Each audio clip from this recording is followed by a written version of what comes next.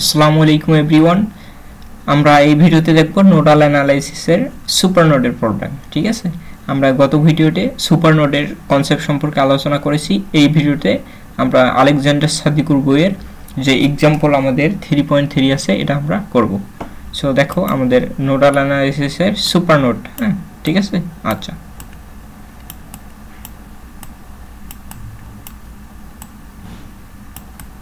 সুপারনোডের প্রবলেমগুলো আমরা দেখব। সো আমাদের দেখো এক্সাম্পল 3.3 তে আমাদের আলেকজান্ডার সাদিকুরের বইয়েতে আমাদের যে প্রবলেমটা দেওয়া আছে সেই প্রবলেমটা আমরা এখন লিখব। আচ্ছা, তো আমাদের প্রবলেমটা এখানে দেওয়া আছে, অর্থাৎ সুপারনোড আমরা বেসিক্যালি কোথায় পাবো, অর্থাৎ দুইটি নোডের মাঝখানে যদি আমাদের কি থাকে, একটা ভোল্টেজ সোর্স থাকে, সেক্ষেত্রে আমরা কি করব, এই আমাদের যে নোড দুইটা আছে এই নোড দুইটার মধ্যে আমরা কি করব, কেভিএল ইউজ করব, এবং বাকি নোডগুলোর ক্ষেত্রে আমরা কি করব, যে আমাদের সুপার নোডকে ওমিট করে দিয়ে বাকি নোডগুলোতে আমরা কি করব, অ্যাজ ইউজুয়াল যে আমরা কেসিএল ইউজ করেছি সেই কেসিএল গুলো ইউজ করব। ঠিক আছে। আচ্ছা, তো আমরা প্রবলেমটা একটু নেই।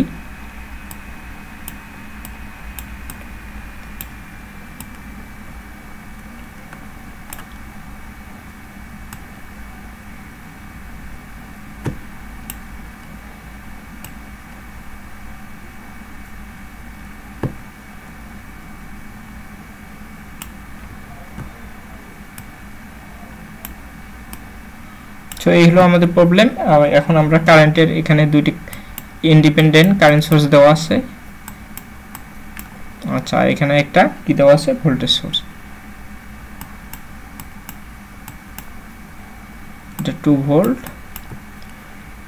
এটা 2 এম্পিয়ার, এটা আমাদের দেওয়া আছে 7 এম্পিয়ার,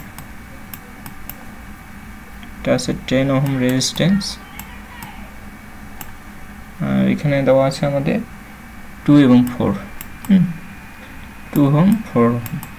আচ্ছা, এই হলো আমাদের প্রবলেম। আর এখানে দেখো, এখানে যে নোডটা দেওয়া আছে এই নোডের নামটা, এখানে একটা নোড, এখানে একটা নোড। হ্যাঁ, এই নোডের নাম দুইটা আমাদের দেওয়া আছে V1 এবং V2। আচ্ছা, তো এই নোড দুইটা ভোল্টেজ আমাদের নির্ণয় করতে হবে সুপার নোডের সাহায্যে। হ্যাঁ, আচ্ছা, সো দেখো এই ম্যাথটা সলভ করতে হলে আমরা কি করব, ফার্স্ট অফ অল আমি কি বলেছি যে আমাদের নোড দুইটা আছে না, যে অর্থাৎ সুপার নোড আছে, সেই সুপার নোডে আমরা কি করব, পজিটিভের ভোল্টেজ মাইনাস নেগেটিভের ভোল্টেজ ইকুয়াল টু অর্থাৎ সুপার নোডের ভোল্টেজ। হ্যাঁ, আমরা তাহলে কি করব, আমরা সুপার নোডে, হ্যাঁ সুপার নোডে আমরা কি করব, কেভিএল ইউজ করব। তাহলে সুপার নোডে যদি আমরা কেভিএল ইউজ করি তাহলে কি হবে, পজিটিভের ভোল্টেজ অর্থাৎ পজিটিভ প্রান্তের যে আমাদের নোডটা V2 minus V1 equal to কত হবে, 2 ভোল্ট। ঠিক আছে, এটাকে 1 নম্বর সমীকরণ দিলাম, অথবা এটাকে আমরা আরেকটু মডিফাই করতে পারি, অর্থাৎ minus V1 plus V2 equal to 2, এটাকে 1 নম্বর সমীকরণ দিতে পারি। ঠিক আছে, আমরা অর্থাৎ V1 কে একটু সাজাই লিখলাম, কারণ ক্যালকুলেটরে আমরা যখন অর্থাৎ 1 নম্বর এবং 2 নম্বর সমীকরণটা সলভ করব তখন আমাদের এটা অর্থাৎ ইকুয়েশন মোডে সলভ করার জন্য ইজিলি এটাকে আমরা V1টাকে সামনে নিয়েছি। ঠিক আছে। আচ্ছা, তো তারপর আমরা কি করব, এই যে সুপার নোডটা আছে এই সুপার নোডকে ওমিট করে দিয়ে আমরা কি করব, সুপার নোডকে ওমিট করে দেব। হ্যাঁ, সুপার নোডকে ওমিট করে দিয়ে আমরা কি করব, এই প্রান্তে অর্থাৎ এই প্রান্তকে সুপার নোডকে শর্ট করে দেব। তো এখানে একটা মজার বিষয় আছে, দেখো এই যে এই রেজিস্ট্যান্সটা না, এই রেজিস্ট্যান্স দেখো আমরা সুপার নোডের উভয় প্রান্তে কানেক্টেড। হ্যাঁ, আমাদের সুপার নোডের উভয় প্রান্তে এই রেজিস্ট্যান্সটা কানেক্টেড, 10 ওহমের রেজিস্ট্যান্স, কিন্তু আমরা এটাকে কি করব না, এটাকে কিন্তু আমরা কাউন্ট করব না, কারণ এটাকে যদি আমরা কাউন্ট করি, তো আমি একটু বিষয়টা তোমাদের দেখাই দিই, তাহলে বিষয়টা আরো ক্লিয়ার হবে। আচ্ছা, তা আমি আরেকটু সার্কিটটা এখানে অঙ্কন করি, এই প্রান্তটাকে শর্ট করে দিলাম। আচ্ছা, এটা বোঝানোর স্বার্থে আমি আরেকবার একটু চিত্রটা অঙ্কন করে নিই। আচ্ছা, এখানে কত দেওয়া আছে, 2 ohm 7 ohm, 2 ampere 7 ampere, 2 ampere এবং 7 এম্পিয়ার। আর এখানে একটা রেজিস্ট্যান্স আছে আমাদের না, এখানে একটা রেজিস্ট্যান্স, এখানে একটা রেজিস্ট্যান্স, এখানে একটা রেজিস্ট্যান্স, এটা মেবি 2 ওহম, এটা 4 ওহম, আর এটা 10 ওহম। আচ্ছা, তো দেখো আমরা এই যে এখানে নোডটা হলো V1, এখানে নোডটা V2, এবং এখানে যে আমাদের সুপারনোডটা ছিল, এই সুপারনোডকে জাস্ট কি করেছি, এই প্রান্তটা শর্ট করে দিয়েছি, ঠিক আছে। কিন্তু এই রেজিস্ট্যান্সটা দেখো আমাদের সুপারনোডের সাথে কানেক্টেড, সুপারনোডের দুই প্রান্তের সাথে কানেক্টেড। দ্যাট মিনস এই নোডটাকে আমরা কি করব, কাউন্ট করব না। কেন কাউন্ট করব না আমি তোমাদের প্রমাণ সহকারে দেখিয়ে দিচ্ছি। তো আমরা এখন কি করব, এই সুপারনোডে অর্থাৎ ভিইউ অর্থাৎ আমাদের এই যে এখানে কি করব, আমরা কেসিএল ইউজ করব। হ্যাঁ, তাহলে যদি আমরা কেসিএল ইউজ করি তাহলে ইনকামিং কারেন্ট এখানে দেখা যাচ্ছে এই প্রান্তটা কি করছে, 2 অ্যাম্পিয়ার কারেন্ট ইন করতেছে, এইটা ধরলাম আউট করতেছে। আর এখানে দেখো এই প্রান্ত ভি2 প্রান্ত থেকে এইটা আউটগোয়িং হচ্ছে, এটাও আউটগোয়িং হচ্ছে। দ্যাট মিনস আমরা কি করছি, ইন করতেছে শুধুমাত্র 2 অ্যাম্পিয়ারটা, আর সবগুলো কি হচ্ছে, আউট হচ্ছে। হ্যাঁ, আচ্ছা, তাহলে এখান থেকে আমরা কি লিখতে পারি, সো এখান থেকে যদি আমরা কেভিএল ইউজ করি অর্থাৎ 2 অ্যাম্পিয়ার ইকুয়াল টু আমরা কত পাবো, এইখানে 7 অ্যাম্পিয়ার প্লাস আমরা এখানে একটা রেফারেন্স যদি ভোল্টেজ ধরে নেই তাহলে কি হবে, রেফারেন্স ভোল্টেজ ধরে নিলে 0 ভোল্ট, তাহলে এখানে কি হবে V1 minus 0 divide by 2 resistance plus এখানে আমাদের কি হবে, এই যে এই রেজিস্ট্যান্সটা দেখো, এই রেজিস্ট্যান্সটা কি হবে আমাদের V2 মাইনাস 0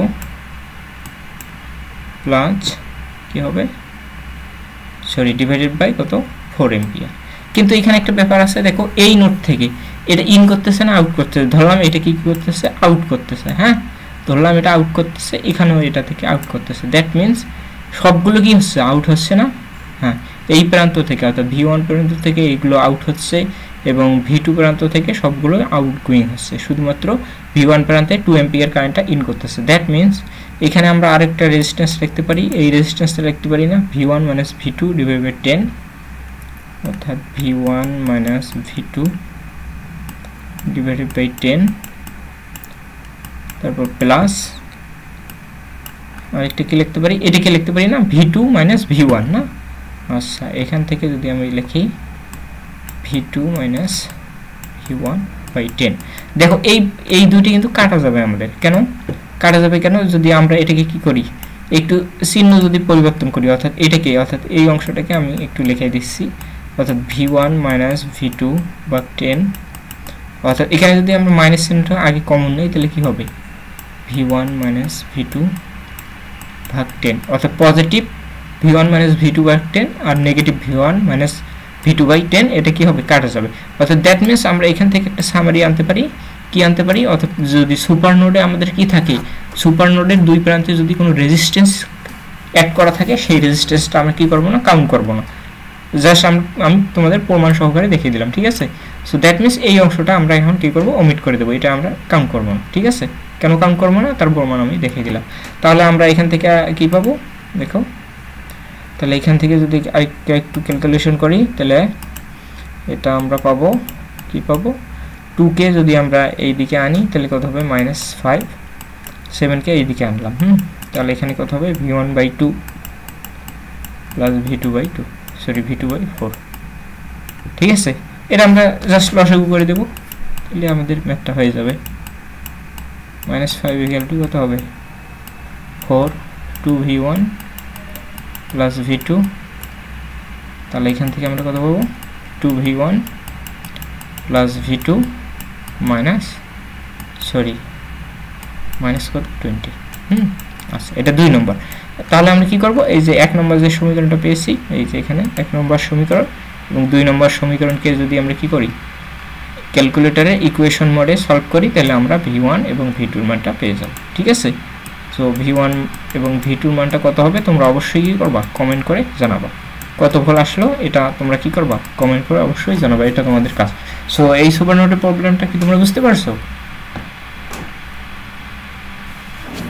আই থিঙ্ক তোমরা বুঝতে পারছো, এবং এই রিলেটেড প্রবলেমগুলো আমরা নিত্য নতুন এই চ্যানেলে আমাদের বিডি একাডেমি কেয়ার চ্যানেলটিকে অবশ্যই তোমরা কি করবা, সাবস্ক্রাইব করবা, এবং এই চ্যানেলে আমরা ইলেকট্রিক্যালের সব ধরনের কোর্স আমরা কি করব, কোর্সের যে ভিডিওগুলো আমরা এখান থেকে আপলোড করব।